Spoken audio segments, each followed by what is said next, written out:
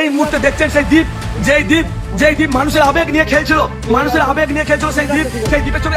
এই যে ভাই, দ্বীপের সঙ্গে যে ভাই প্রথম দিন থেকে ছিল। দীপ ভাইকে পুলিশ কেন ধরে নিয়ে গেল?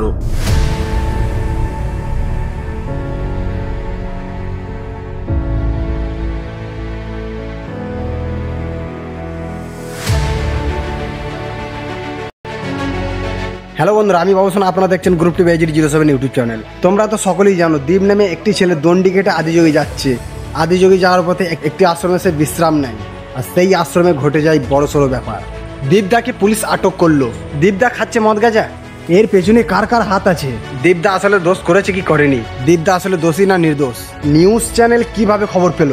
বন্ধুরা, দীপদা ছেলেটা ভালো, দীপদার মাথা নষ্ট করছে অন্য কেউ। কে সেই ব্যক্তি, কি তার নাম এখনো জানা যায়নি। অনেকে বলছে মদ গাঁজা খেলে কোনো দোষ নেই, কারণ সে মহাদেবের ভক্ত। কথাটা যেমনই হোক, ব্যাপারটা অনেক বড় হয়ে দাঁড়িয়েছে। দীপ এখন আছে পুলিশের হাতে।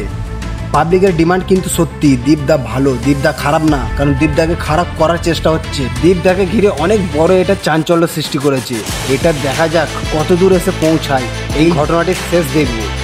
আমি আছি দীপদার সাথে, আপনিও আছেন কি? কমেন্টে বলুন। এই লাইভ ভিডিওর মধ্যে দেখানো হয়েছে বিয়ারের বোতল পড়ে আছে এবং গাঁজা আছে গাড়িতে। দীপদা লাইভের মধ্যে বলছে প্রুফ দাও, আমি কি করেছি, কি নেশা করেছি, প্রুফ চাইছে।